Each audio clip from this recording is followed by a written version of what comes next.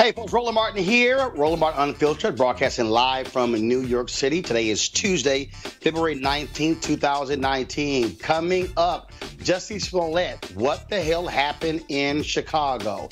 Was it a racist, homophobic attack? Or did he set all of this in motion? All kinds of conflicting informations. We'll have the latest for you, the latest factual information for you. Also, Colin Kaepernick has settled, him and Eric Reed have settled their collusion lawsuit against the NFL. We'll talk with the great sports writer Bill Roland about what this means, and will Colin Kaepernick get signed to an NFL team? Senator Bernie Sanders, he says he is running for president of the United States. Can he get the black vote? We'll break it down with our panel. Also, remember the crazy white man in Miami who pulled the gun on the teens who are protesting housing? Additional charges filed against him. We'll explain. And speaking of crazy white men, what the hell is up with this newspaper editor in Alabama saying the Klan should come to D.C. to drain the swamp? Yes, absolutely nuts. And black women, hair regulations established in New York City. I will have those details for you. Folks, we got a jam-packed show. It's time to bring the funk on Roland Martin Unfiltered. Let's go. He's got it. Whatever the biz, he's on it. Whatever it is, he's got the scoop, the fact, the find. And when it breaks, he's right on time and it's rolling. Best believe he's knowing. Putting it down from sports to news to politics. With entertainment just for kicks, he's rolling. It's on go, y'all. It's Roland Martin, yeah. Rolling with Roland now. He's funk, he's fresh, he's real, the best, you know he's Roland Martin now.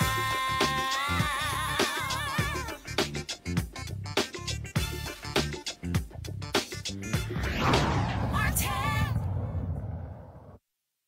All right, folks, it was a crazy, crazy weekend when it came to the issue of the Jussie Smollett case. Remember, Smollett said he was initially attacked by two men shouting MAGA, poured chlorine on him, placed a noose around his neck. He gave interviews saying he fought back. Then, on Friday, police arrested two Nigerian men who worked on the show Empire. One of them apparently was a trainer for Jussie Smollett. They were arrested. Then on Saturday, they were released. Then police said they found additional information that changed the trajectory of the case. All weekend, since this weekend, Monday, and today, all this information back and forth that it was a hoax, and it wasn't a hoax. Jussie Smollett has hired the same criminal defense attorney who represents Michael Cohen.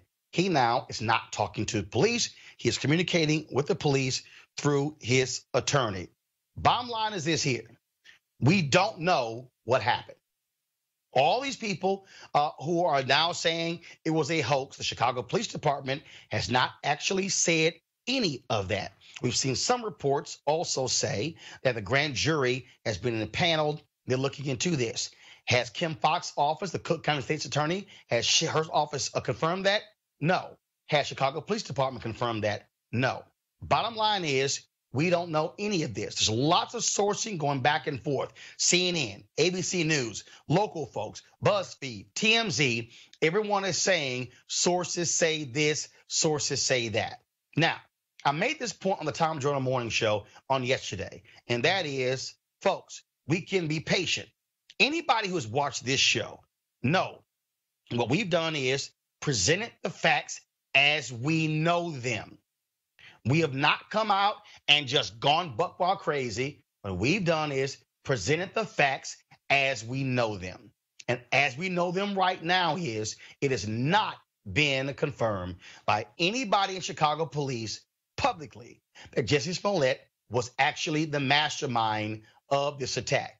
You also have reporting going on right now from Deadline.com that his role on Empire has been reduced. He is not going to be in the next 4 episodes as a result of this investigation. So again, what we're doing is we are continuing watching this. This is what the attorneys for Jussie Smollett said, quote, As a victim of a hate crime who has cooperated with the police investigation, Jussie Smollett is angered and devastated by recent reports that the perpetrators are individuals he is familiar with. He has now been further victimized by claims attributed to these alleged perpetrators that Jussie played a role in his own attack. Nothing is further from the truth, and anyone claiming otherwise is lying. The police do want to speak to Smollett again. No date has been set when they will sit down. That's what we know as of now. We are not going to engage in speculation, making assumptions. But let me say this, and this is critically important. If all these people who on the right were like, oh, the liberal media ran with this story. No. What the media did was we reported the story based upon the allegation of Jussie Smollett. All the people who are saying today, oh, I knew from the beginning this wasn't true, it smelled fishy. No one knew that as a fact. Our job is to report what he said happened. That's all that we know. And so again, once we have official information announced by Chicago Police Department, announced by the Cook County State's Attorney, the FBI also is investigating because of a letter that was mailed to him because they investigate crimes that go through the mail system. We will let you know when they let us know. Let's go to our second story. Colin Kaepernick has settled his lawsuit that took place on Friday with the NFL. Well, he and Eric Reed sued the NFL, alleging collusion based upon them being kept out of the NFL as a result of them kneeling, protesting police brutality. Since that took place, Eric Reed has been signed, played last year with the Carolina Panthers. In this offseason, he signed a 3-year contract. Colin Kaepernick has yet to be signed by an NFL team. The question is, how much did both of them get? We don't know. Mike Freeman, NFL writer, has speculated, based upon his sources, it's anywhere from $60 to $80 million. Others say it's not as much. They've all signed a non-disclosure agreement. We don't know. His attorney, Mark Garagos, released a statement saying that there will be no commenting on exactly what this settlement was, but it still is a huge, huge deal that this settlement was made. Joining us right now is Bill Roland, longtime columnist, sports writer for the New York Times, now also writing for The Undefeated. He is the author of the book of $40 Million Slaves. Bill, glad to have you on Roland Martin Unfiltered. Hey, Roland, how you doing, man? Always great to be with you. Yes, sir. So just your thoughts on the NFL agreeing to settle this lawsuit with Colin Kaepernick. Folks like me say Kaepernick and his attorneys, they had the goods on the NFL. The NFL was still getting bad publicity with black celebrities refusing to participate in the Super Bowl. They want this off of their radar. Yeah, you're right, Roland. But they want this to go away. And I also agree with you that I think the last thing the NFL wanted was, forget what the collusion case. They didn't want this sensitive internal documents that may have not had anything to do with that. They didn't want that stuff up in public domain because no telling what that disclosure was going to find. So you're right. They want this stuff to go away, and they wanted Cap to go away. Now, the big question, I don't know how you feel about this, I have a sense that maybe part of the thing is some team might reach out to him. I guess the question at that place becomes, does he take it? Does he take the bait and play, or does he hold a press conference and say, listen, I've had my run. I've got CTE concerns. And there was a time when I played football. I was really good at it, but now I'm moving on. And so you don't. Well, according to his attorney, according to Mark Garagos, Bill. Unlike Ali, who came back and was, Ali's legacy really grew when he came back. But remember, I don't know Bill, if that's going to be the case with Kaepernick, because it's a team sport. So I guess the question becomes, if they do offer him a tryout, does he take it? But I think at this point, he won. He started a movement. There's nothing they could do to take away his legacy. The question is, does he play? And I guess if I were kind of him, I don't know. I know he loves to play the game. He probably wants to play. He could use that great NFL platform to further his causes. I get that, but I also think it would be noble to say, you know what? I've got more stuff to do, and I'm moving on. Well, I'll tell you, Bill, his attorney, Mark Garagos, has said he wants to play. Over the last couple of years, I've communicated with Colin Kaepernick. We've talked in person. We've also texted back and forth. I know that he does want to play. Remember when he had his deposition in Houston in front of the late Texans owner Bob McNair, where he wore the shirt Kunta Kinte. The day before, they dropped the video of him working out at a stadium there in Houston. He and I communicated on that particular day as well. The only thing, we've texted since this settlement has also been announced. And I do believe that Colin Kaepernick wants to play. And here's the other piece. The NFL, although they have done this settlement, yes, although they have done this settlement, they're still not off the hook from the public. Because remember, a lot of the protests from people like me who chose not to watch NFL games, who chose not to wear Houston Texans gear, was because they were denying Kaepernick an opportunity. I think the settlement was one part. The other part is, will an NFL team offer him a chance to come into camp and compete? The NFL has to still get over that hurdle, Bill. Right, exactly. And again, the question is, if they do come, and depending on who comes, does he take it? Because as you know, Roland, every job ain't a good job. True. Unless he's looking at this as a much larger thing that, the NFL is a tremendous platform. And, if he's with an NFL team, that's a great vehicle to mobilize not only football players, but continue to mobilize all athletes. Because, you talk about Bernie Sanders. We've got, I think the one person who posed 45 fears is a guy like Kaepernick, who's outside his reach. And this person could mobilize a type of opposition that could be very, very influential and very, very damaging. So I think there's a lot of stuff in play. I mean, I'm really fascinated to see what's going to happen in the next 2 to 3 months. All right, then. Bill Roten, I appreciate it, man. Always love your work. Thank you very much for joining us. All right. Take care, Roland. All right, let's bring in my panel right now. Joining us, of course, there in Washington, D.C. I'm in New York. Julian Malveaux, economist, president emerita, Bennett College. Malik Abdul, Republican communications consultant. And Dr. Cleo Monago, social political analyst and activist. I'll start with you, Cleo. It's been very interesting looking at social media and some of these people trying to call Colin Kaepernick a sellout. First of all, let's understand.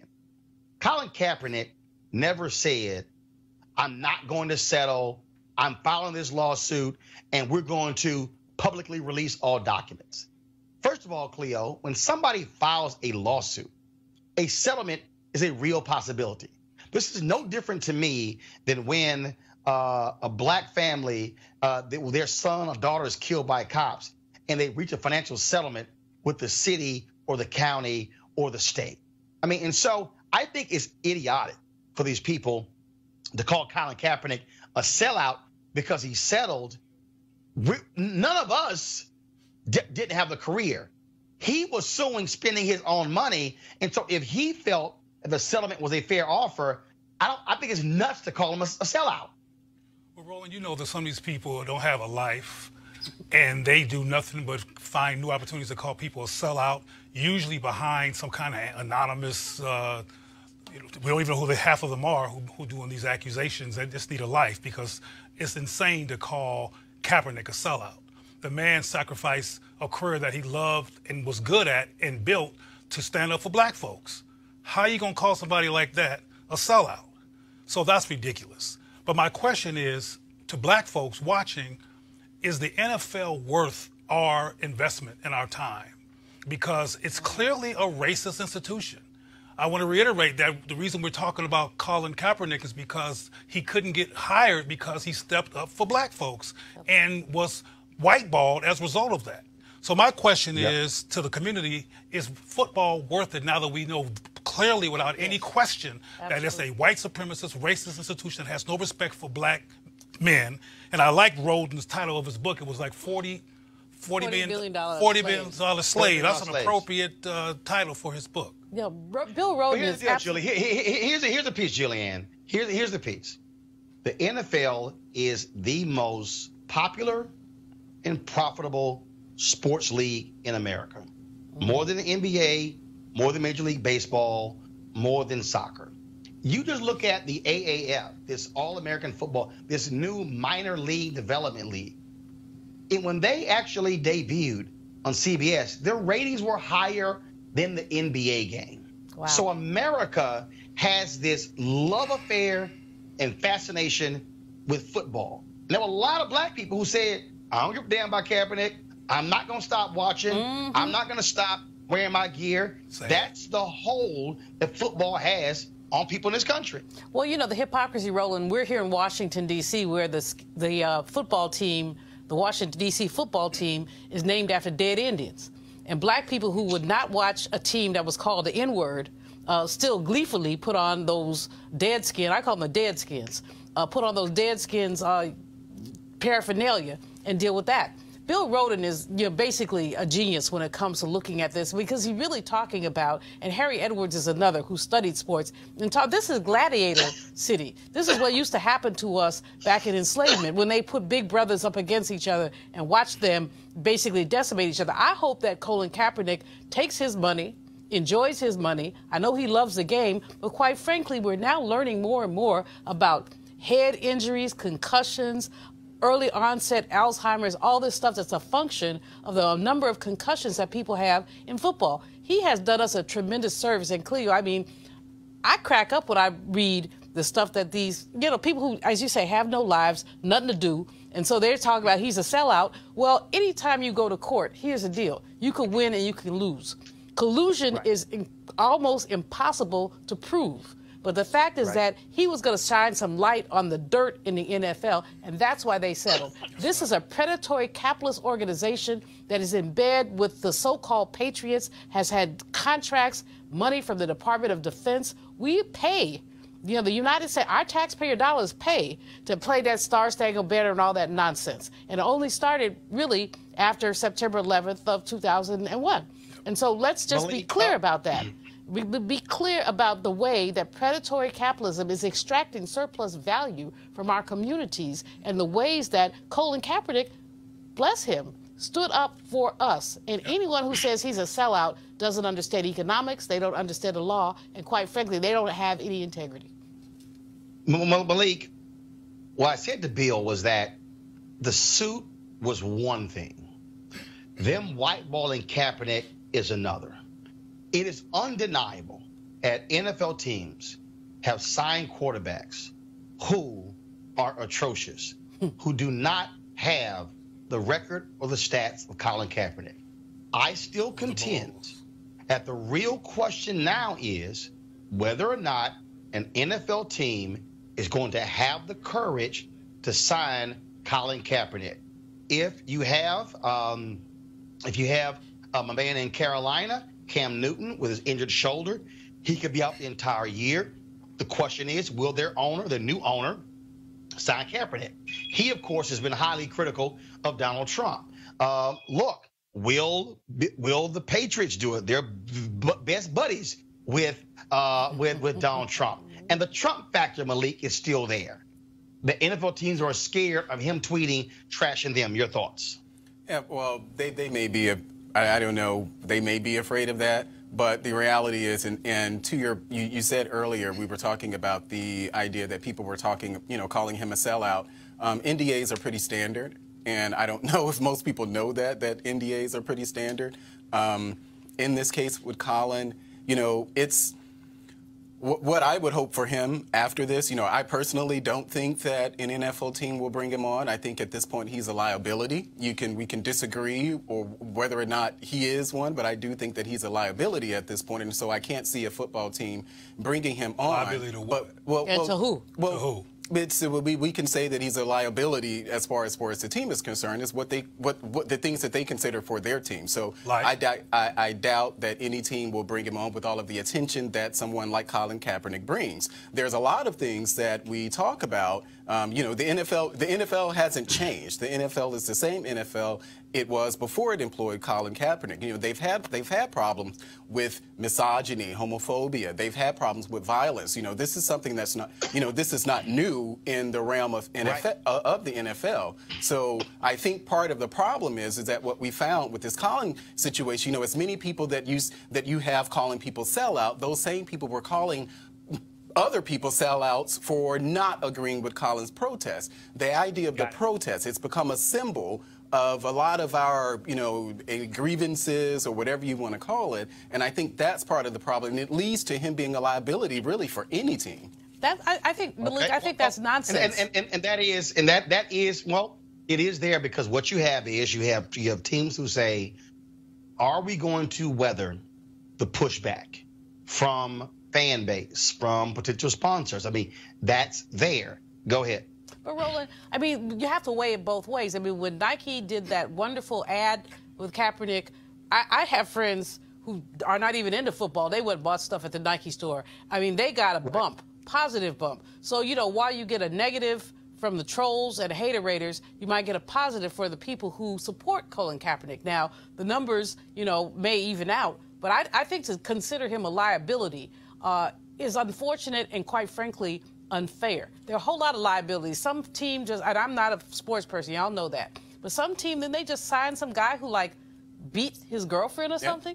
And so is that not a liability? I mean, what do you prefer, protest or woman beat? But I think, first of all, Kareem Hunt, hold 1 second. Kareem Hunt, who got cut by the Kansas City Chiefs, was picked up by the Cleveland Browns actually the week of the settlement. And so I also wouldn't be surprised if NFL is like, oh my God, here we got a man who beat a woman, and then, man, we better settle this damn lawsuit. Go ahead, Cleo, final comment before I go to my next story. I think we should be clear. From my perspective, liability means he might expose racism again. We won't be allowed to just be good old boys and be ourselves and do the racist things that we haven't done. We'll now have a challenge on our hands from inside of the system as opposed to outside of the system. That's considered liability from my perspective, and I think we should need to say that, because it's all right to have a domestic violator, etc., but not somebody who's going to expose that we are a racist institution with nothing but black men that we need, or else we're nothing. All right, folks, let's go to our next story. Senator Bernie Sanders of Vermont, an independent, has announced he is running for president in 2020. Here is some of the video that he released. The fight against injustice has been the work of his life. Jobs and education, not jails and incarceration. We are not going to retreat on women's rights. Sanders pushing a bold agenda that includes protecting DACA recipients and comprehensive immigration reform. You don't rip little children away from the arms of their mother. A major announcement from Amazon. Amazon will raise its minimum wage to $15 an hour. 350,000 workers. Thousands of workers at Disney World will get raises. It's a victory for Bernie Sanders. It's a victory for all workers. Wow. All right, folks. Of course, Senator Sanders ran in 2016. Lots of support there. Lost to Hillary Clinton. But here's the other piece here, and I'm going to go to my panel in just a second. Of course, he chose a number of people who have jumped into the race so far. But remember, the Democrat National Committee also changed their rules, and that is Bernie Sanders is going to have to sign documentation saying he is a Democrat. I'm going to start with you first, Julian, and that is there are a lot of people. First of all, Senator Sanders had significant support. There were a lot of people who were angry, saying, wait a minute, how are you telling the Democratic Party what to do when you're not even a Democrat? So you have that. But also, he had some black support in 2016, but he really ignored black folks in a significant way, did not really focus on African Americans until after Iowa and New Hampshire, and he was really behind and got obliterated by Clinton in those southern states because he did not have an established black outreach plan for African Americans. Your thoughts on him getting into this race? You know, Leah Daughtry, who was the manager of the 2016, also the 2008 Democratic conventions, has really talked a lot about the fact that the man is not a Democrat. He didn't follow Democratic Party rules. He just kind of parachuted in there, took advantage of the opportunity, you know, some of Hillary's weaknesses, amassed a lot of delegates, okay, but you are not a Democrat. So, yes, the Democratic Party has done the right thing by saying, if you want our nomination, you're going to have to be a Democrat. Stop playing this footsie immigration, independent stuff. The other thing about it is he really, although he has had great black support, Gus Newport, who used to be the mayor of Berkeley back in the day, Danny Glover, my homeboy, friend and colleague, folks like that, Cornel West, they supported him, but these are folks who are 30,000 feet up. They're not on the grassroots in terms of organizing. And so from that perspective, their endorsements meant something, but it did not translate into street heat. People liked his ideas and had antipathy for Hillary, but with the new crop of candidates, Kamala, Cory Booker, Amy Klobuchar, the shine is off him. He's not, and last time it was novelty campaign. This time it's like, okay, old boy, sit down. That's what I'm saying. I know that's a little ageist, but I just really think he needs to sit down. But here's the piece. Here's the piece you have here. Malik, Democrats absolutely want to beat Donald Trump. And they're asking the question, who's the best person who can? In 2016, it was three candidates. Hillary Clinton, Senator Bernie Sanders, and Martin O'Malley. And really, he didn't. Jim Webb was in, but really, it was just two. Yeah. This time, you're literally going to have. Right now, you have 10. You may have as many as 15. Mm-hmm. Democrats are preparing for as many as 20 candidates. This is a different ball game because not only this, the key, which I think works in Bernie Sanders' favor. You're not going to need 51% to win. Yes. You could very well see somebody winning a caucus or a primary with 28 or 30% of the vote. Your thoughts about Senator Sanders jumping into the race? Absolutely. I actually think that Bernie still has a chance. If you look at the platform that the Democratic Party has taken since 2016, they pretty much have, well, I won't say pretty much, they have followed in some ways, many ways, the Bernie Sanders playbook as far as just the things that, well, you can call it progressivism or socialism or whatever you want to call it, but the party itself has actually taken that left tilt.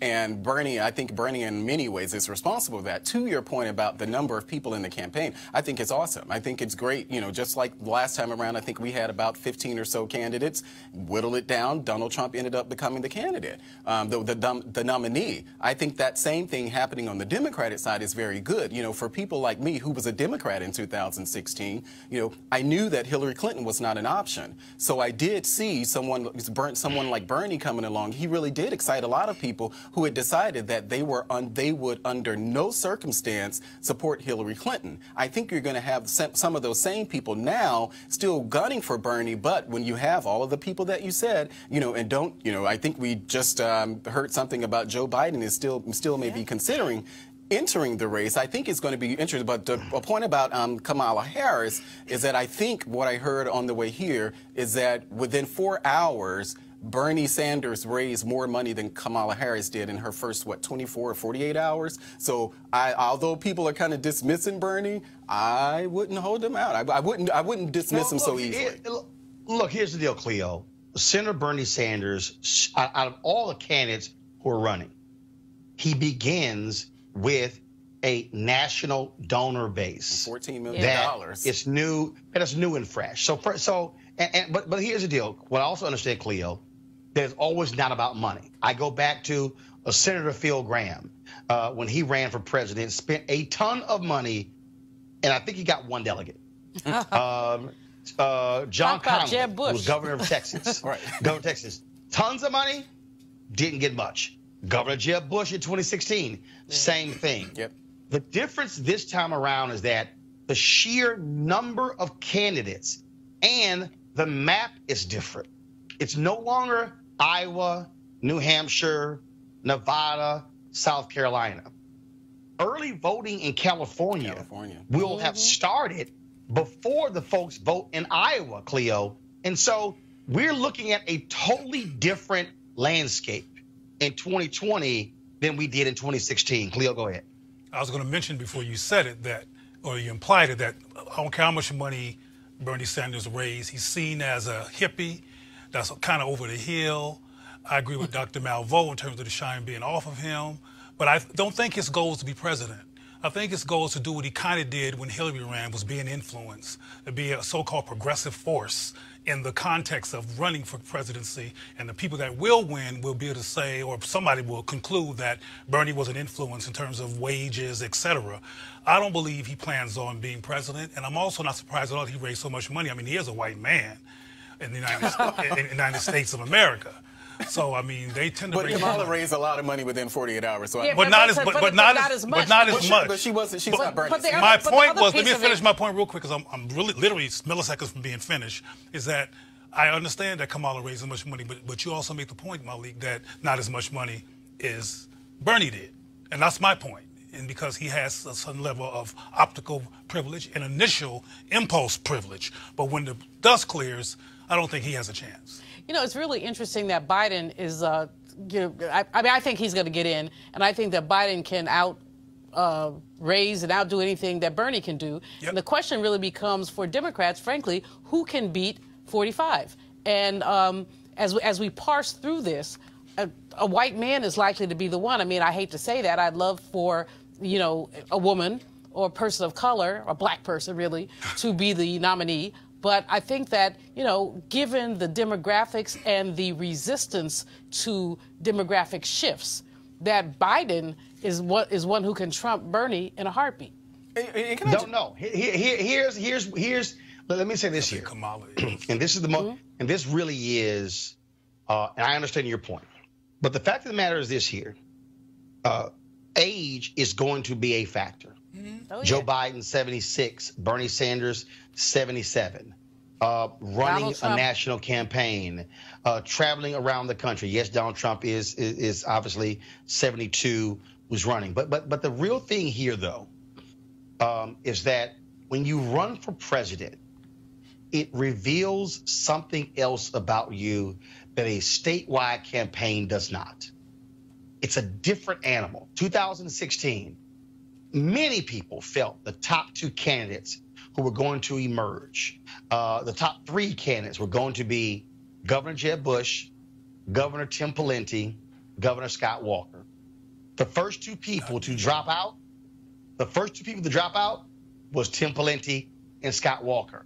And so what you're looking at here is going to be different constituencies. Amy Klobuchar, Senator Kamala Harris, Senator Cory Booker, Elizabeth Warren. Senator Sherrod Brown. Will Senator Sherrod Brown get in the race? Senator Elizabeth Warren. You have the mayor, I forgot his name right now, of Notre Dame, the governor of Washington State. You got a lot of different people who are running. And so the question then becomes, what kind of campaign do you put together? How do you connect? Can Joe Biden explain his support for the 1994 crime bill that he wrote? Can he explain his close ties with the financial sector in Wall Street and the credit card companies, being the senator from Delaware? And so it's so many different things. And the beauty of running, you got to prove it. Nobody's going to hand this to you. You're going to have to run, and you got to prove it. And so we'll see what happens. It's going to be fascinating. I do believe, though, that I think 4 more candidates are going to jump in. I still believe only 14 to 15 are going to run. I'll be shocked if it gets to 20. But what then happens if Beto O'Rourke runs? And so it's a whole lot of stuff. Guess what? We got about 15 months to talk about all of that. And so right now, we're going to move on to our next story, and that is being here in New York City. How many times have we done stories talking about black women who've either been fired or run off from their jobs because of their hair? On this show, we have covered women who are in the military. We've covered women in corporate America, women who are journalists, all of these issues when it comes to their hair. Well, in New York City, they are dealing with this, and that is the New York City Commission on Human Rights will issue new guidelines this week saying that the targeting of people based upon their hair or hairstyle at work, school, or in public places will now be considered racial discrimination. The commission will be able to levy fines up to $250,000 on organizations that do discriminate on the basis of hair. This story was broken by the New York Times, and here was a quote from the head of the commission, Carmelin Malalis. There's nothing keeping us from calling out these policies prohibiting natural hair or hairstyles most closely associated with black people. They're based on racist standards of appearance, racist stereotypes that say black hairstyles are unprofessional or improper. The commission has put out this poster to announce the new rules. Hair is part of you. Race discrimination based on hair is illegal. And the phone number to call in problems is 718-722-3131, 718-722-3131. Julian, I'll start with you. Although we focused on, obviously, how this has impacted black women, I think back to the brother who was a wrestler, who the referee said, hey, you don't cut your hair, you can't wrestle. This really is a race-based situation. I remember 3 years ago, a black woman suing the Veteran Affairs Department. She applied for a job in Virginia, impeccable credentials, but the committee decided who to hire, said, we don't really like her cornrows. Yeah, cornrows, dreadlocks, natural hair, wild natural hair, all these things have been, their biases against those things. I commend the New York Commission for the rule, but the fact is that, implicit bias doesn't always show up. No one is going to look at you and say, Cleo, I don't like your dreads. So enforcement is going to be very challenging. And basically, there is implicit pressure placed on folks to conform. I'll tell you, years ago, when I was trying to be an anchor person, anyway, a network executive actually said to me, can you grow your hair out or would you wear a wig? And I said, well, hair growth is a human function. So, yes, I could grow my hair out, but I kind of like it the way it is. And obviously, I didn't get the return interview. Might have had something to do with my attitude, too. But probably. But in any case, I mean, it was bold that the man would say that, but most times it's not said. People are you basically asked. And there's so many people for so few jobs. We've seen Marriott hotels. In some cases, we've seen academic institutions. We've seen all kinds of institutions. And basically, I commend them for the rule, but I'm not so sure how much of a difference it's going to make unless some melanin-deficient human being is ignorant enough to actually verbalize what we know is going on. Yeah. Wait. Yeah, I agree with Dr. Malvo on this one. The enforcement will be challenging. I remember years ago when I had locks. The micro that when this black Republican had locks. You mean when you were locked up? Which one do you mean? Okay, we need some pictures. We need pictures. Proof, right? Not Photoshop. But I was working at that time. I was working the hospitality issue, and my hair became an issue. And in fact, it was one of the reasons why I ended up cutting my hair. So this definitely is not just an issue that affects black women. This is something that black men have to deal with as well. And I think we have come, and I do know that we've come a long way as far as just organizations, companies accepting this. But one of the things that when I hear stuff like this, it reminds me of the conversations that a lot of people have about naming their kids having too ethnic of a name. And so you look at the hiring managers, this is one of those situations where, you look at hiring managers, who are the people who are making these sort of decisions? Who are the people who are looking at resumes and saying, well, that name sounds a bit too black, so let me throw that, name in the garbage or toss it to the side. I've had conversations with people, black people who are in, HR, and they say that these are the things that people look at, or they've been in rooms where people have tossed aside resumes or applications simply because the sound of the name. So this is just the thing with the hair. It's white supremacy. It's just another extension of that. It's just white supremacy. Cleo? Just call it what it is. Cleo? Well, I think aesthetics matter.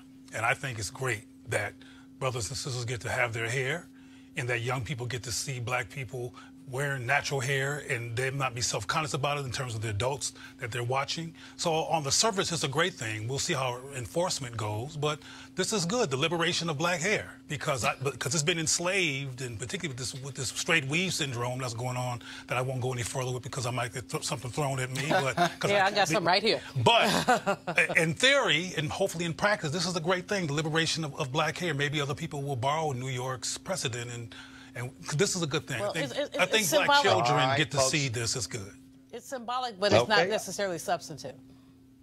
Well, bottom Aesthetics line matter, is this here. But here's the deal, okay? Anybody out there, if you got any issues with that, look, the opportunity to actually file the complaint, it is going to this commission is different than actually going through a legal proceeding. And so, look, whatever is done that helps, I'm down for it. Gotta take a break. We'll be back on Roland Martin Unfiltered in just a moment. Hey fam, I want you to like, share, and subscribe to our YouTube channel, youtube.com/Roland S. Martin. And don't forget to turn on your notifications. All right, folks, here's a word from one of our partners, the International Pastors and Leadership Conference, where thousands of entrepreneurs, leaders unite from all across the globe on April 25th through 27th in Tampa, Florida. Over the span of 3 days, you will glean deep insights on how to catalyze the greatest impact in your enterprise at this highly anticipated leadership conference. Now, whether you're a CEO or an attorney, get ready to elevate your effort to impact people, processes, and workflow, investments, marketing and advertising, communication, and more. The International Pastors and Leadership Conference will equip you to make a positive impact in today's cross-generational environment. Bishop T.D. Jakes, of course, the founder and visionary of the International Pastors and Leadership Conference, will lead this year's leadership conference. Joining him is a phenomenal team of thought leaders, speakers, and entrepreneurs who are called to change the world. Folks, you should be there. It's taking place at the Tampa Convention Center, again, April 25th through the 27th. It's inspired by Bishop T.D. Jakes' New York Times bestselling book, Soar, Build Your Vision from the Ground Up. The International Pastor and Leadership Conference will expand upon leadership and entrepreneurship strategies, among other themes. And now here's some of the speakers: Bishop T.D. Jakes, Corey Anthony, Pastor Teray Roberts, Pastor Craig Groeschel, Robert Brown, Bishop Dr. Pat McKinstry, Cynthia Marshall, Bishop Walter Thomas, Brett Fisher, Dr. Anita Phillips, Pastor Miles McPherson, Bishop Noel Jones, Reverend Tony Lee, Dr. Antipas Harris, Marquise Bone. Here's how you can register. Go online at pastorsandleaders.org, pastorsandleaders.org, or text PL now to 28950. Again, text PL now to 28950. You can also call 1-800-BISHOP-2. That's 1-800-BISHOP-2. Again, Bishop T.D. Jakes, the International Pastors and Leadership Conference, taking place in Tampa, April 25th through 27th. We certainly appreciate Bishop T.D. Jakes putting his money where his mouth is and being one of the partners right here for Roland Martin Unfiltered.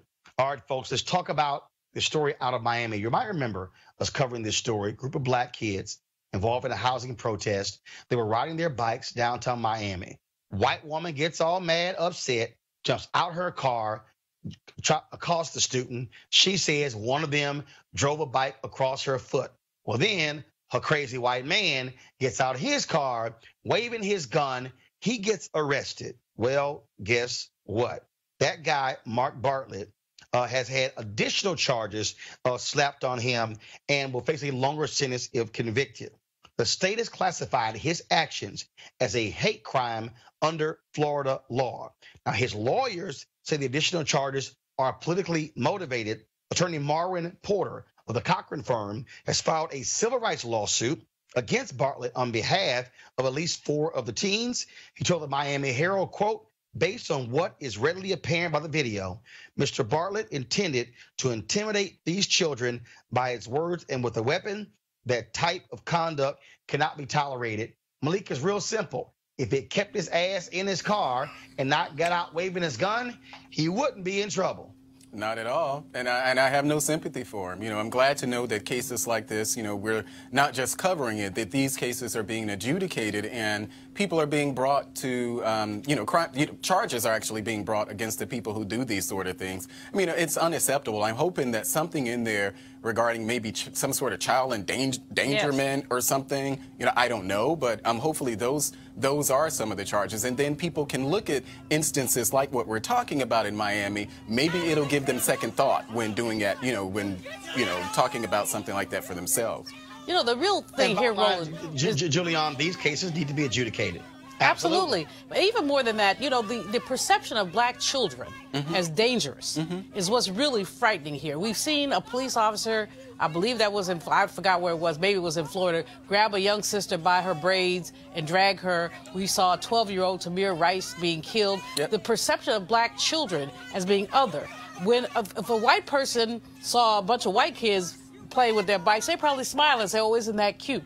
But when it's black kids, suddenly it's dangerous, and some fool gets out of his car with his gun, which is a whole other story. So no, it not only needs to be adjudicated, but we need to really reclaim the beauty of black childhood and talk about what it means to be a child and what the beauty and gift of that is and how our children have systematically not had that.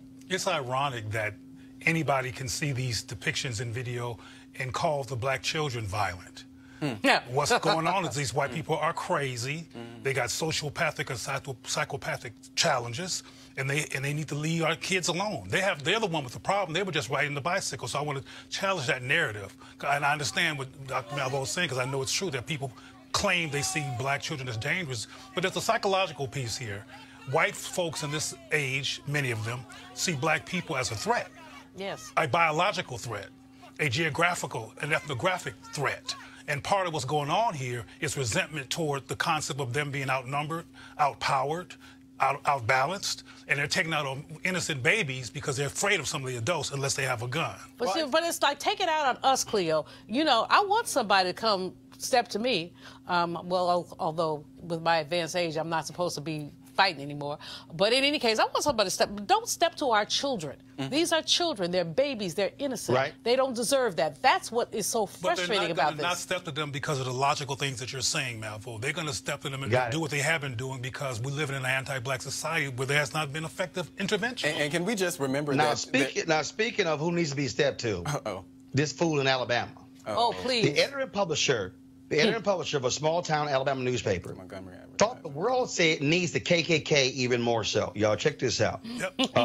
This is what was written. Time for the Ku Klux Klan to night ride again.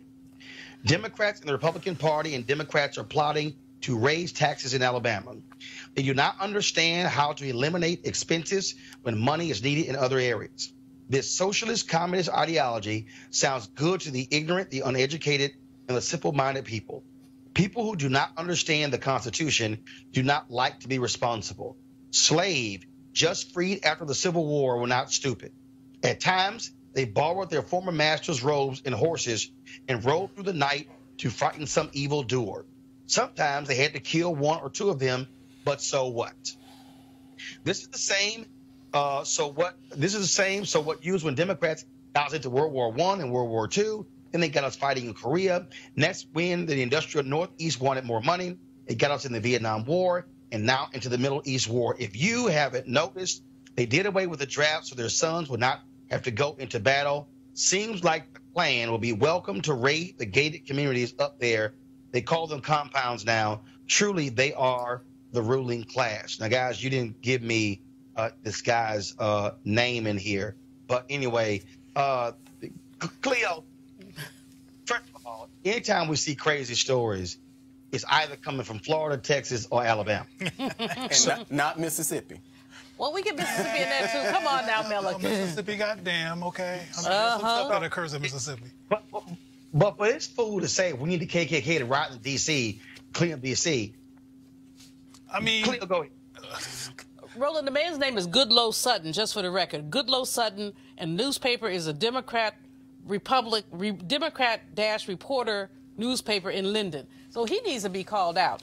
Goodloe Sutton. He likely will be called out, but just like Steve. What was Steve's name who got censored with the Congress? Steve something? Oh, yeah, King. These people are just taking every opportunity they can in the age of Trump to say what they want to say, and we're going to hear more. And my concern is that when we go off on these people and try to silence them, that we're silencing a phenomenon that we need to actually address because they're not going anywhere. They're here, and they're actually saying they exist, and now we can't deny it anymore. Like I've said before, which pisses some people off in terms of Trump, he's a gift that keeps on giving in terms of black people being in a coma about what's really going on in this country, and now we have to face it because it's not possible to deny. Can I just say... Let me real quickly, Malik, just because if we look at Tulsa, Oklahoma in 1921, there was a newspaper who actually had a headline, Roland, that said, "To lynch a Negro tonight."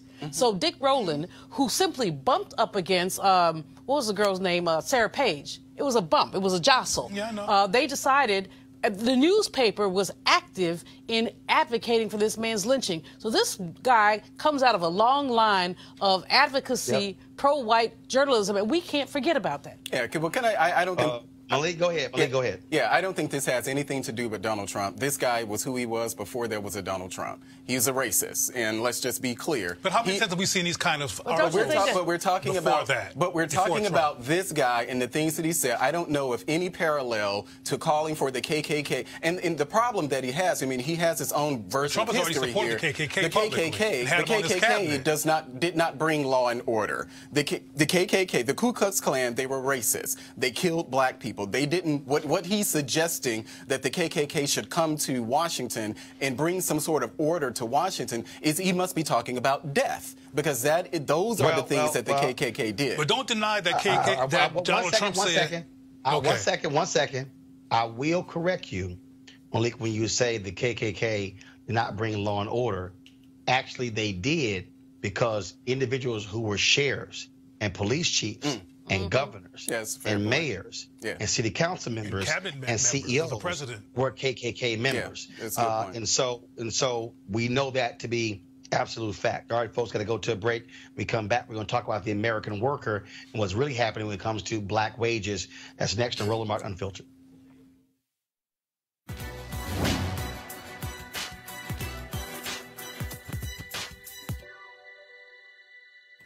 The white man's happiness cannot be purchased by the black man's misery. Abolitionist and autobiographer Frederick Douglass.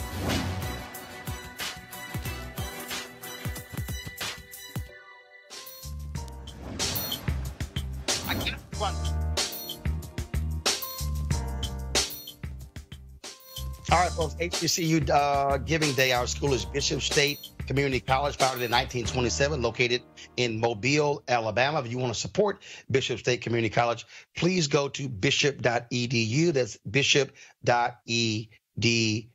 Okay, folks, a lot of us out there want to be healthier in 2009. We want to change how we look. We want to live healthier. We want to lose weight. We want to have more energy. And so, look, I'm just like you. For me, it's all about improving my golf game, trying to get my handicap from 6.7 down to a 2, which means improving core, also having greater flexibility. So one of the things that I did was begin the year with the D-Herbs Full Body Cleanse. Lost about 18 pounds doing so. And so now it's about maintenance, about continuing to be on that path to better living, healthier living, and feeling a lot better. And so the D-Herb Cleanse allows for you to be able to do that. Not only go through the cleanse, but also go through a regimen of maintaining your weight loss goals after you've gone through the full body cleanse. If you want to do that, what you should do is go to dherbs.com, or you can call 1-866-4D-HERBS, 1-866-4D-HERBS. Use the promo code Roland. The promo code is Roland. Now, of course, what the cleanses does, it allows you to clean out your system, if you will, removing a lot of those processed foods, toxic foods, getting you drinking more water, eating raw fruits and raw vegetables and nuts and things along those lines to, in essence, detox your body. And so if you want to try that, again, go to dherbs.com, use the promo code Roland, or call 1-866-4D-HERBS, 1-866-4D-HERBS. Don't forget to use the promo code Roland. And we certainly appreciate them being one of our partners here at Roland Martin Unfiltered.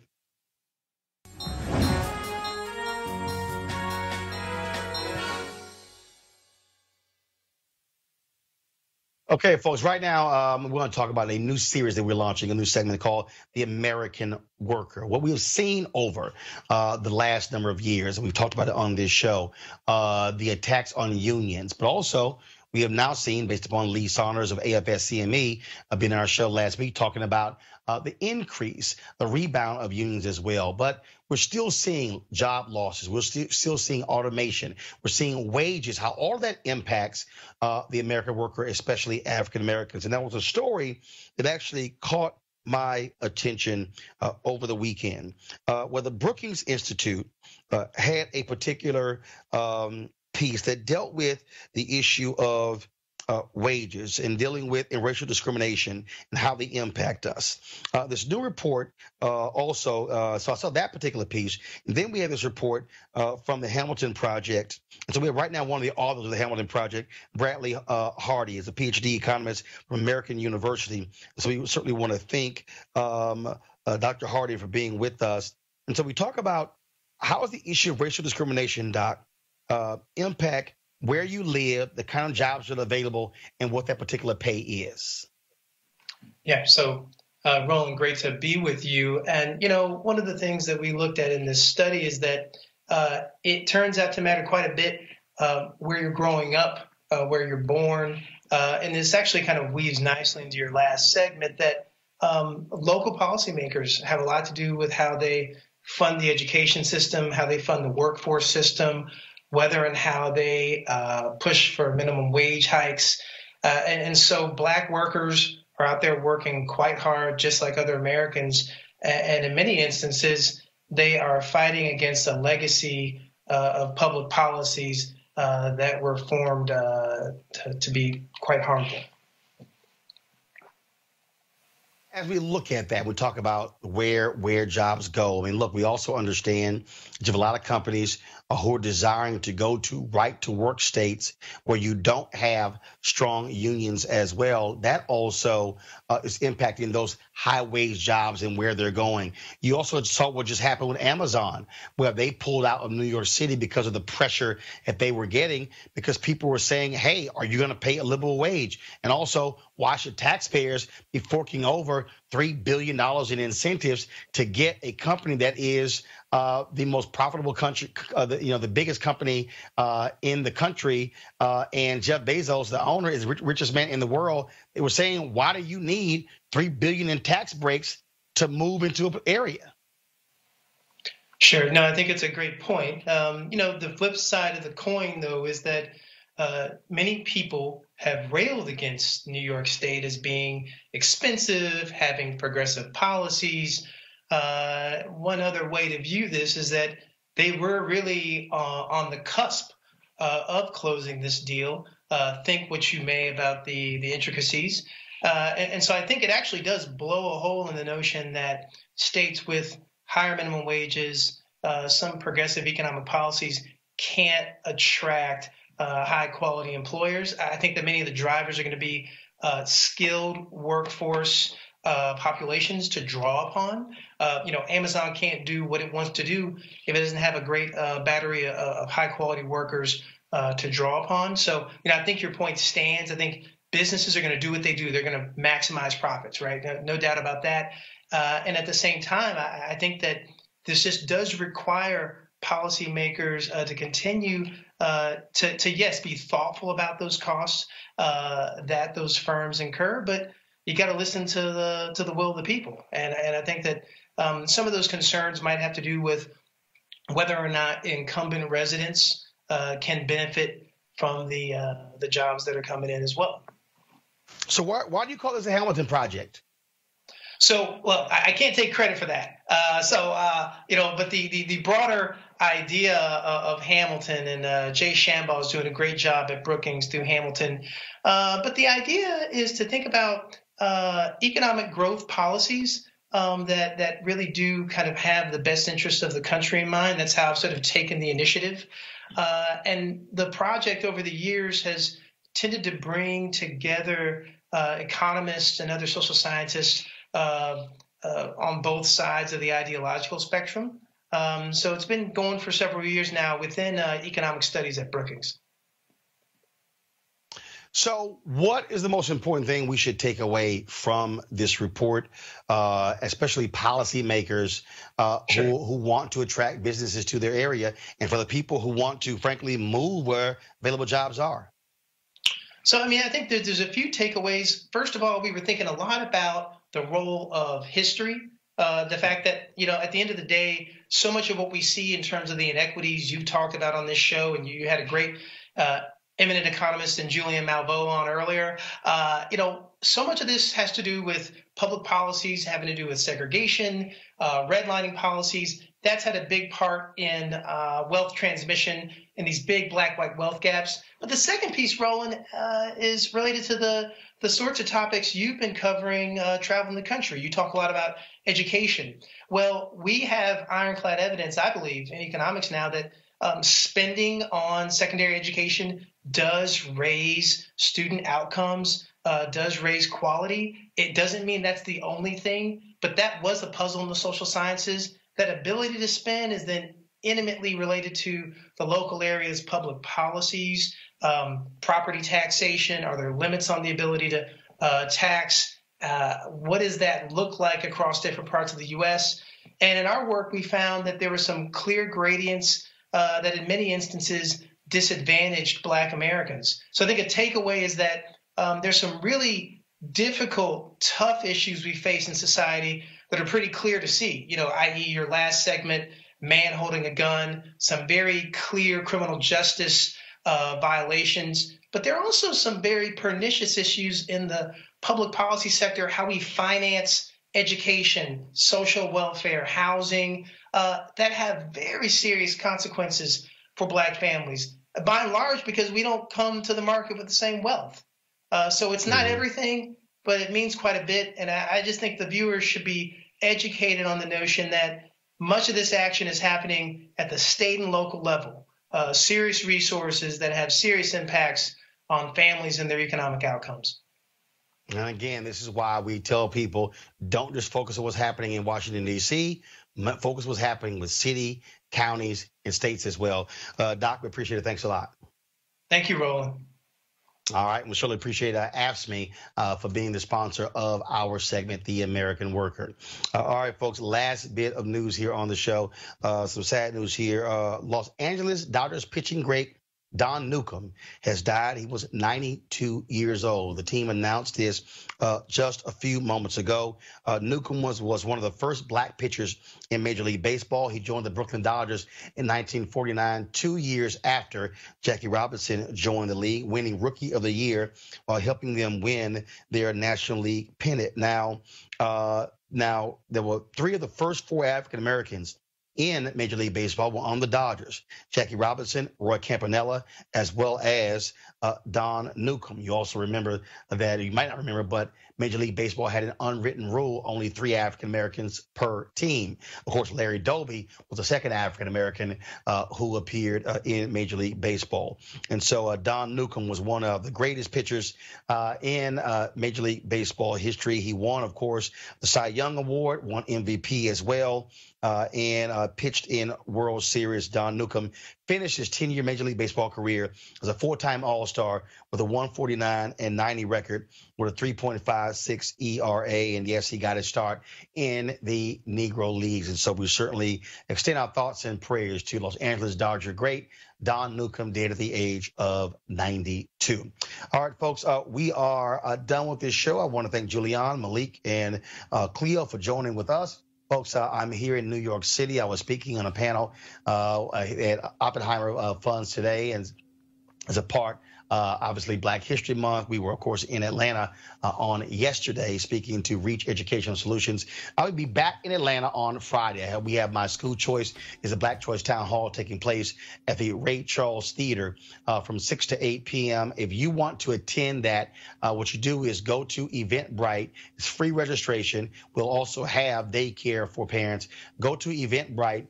Simply type in school choice is the Black choice and be able to register to attend our town hall. Our discussion is about educational options for African Americans, also about Black folks who want to open, start, launch, control, own their own charter schools as well. And so we'll have that conversation in Atlanta on this Friday. And so I hope you guys please do that. Also, I want to thank for all of you who watched our Chuck D interview on Friday, the interview yesterday with Auntie Congresswoman Maxine Waters as well. And coming up, we have more one-on-one interviews with Devon Franklin, Erica Alexander, Erica Ash, as well as Zalah Haneo. So we got some great interviews coming up right here on Roland Martin Unfiltered. And for you to make all of this possible, we want you to join our Bring the Funk fan club. So simply go to RolandMartinUnfiltered.com, RolandMartinUnfiltered.com. You can join our fan club using Cash App, using PayPal, using Square. All of those available opportunities for you. You can give one time, you can give monthly, all up to you. And our goal is to get more of you, of course, signing up for Roland Martin Unfiltered. That's it for me. I got to go. I'll see you guys tomorrow from Washington, D.C. Holla!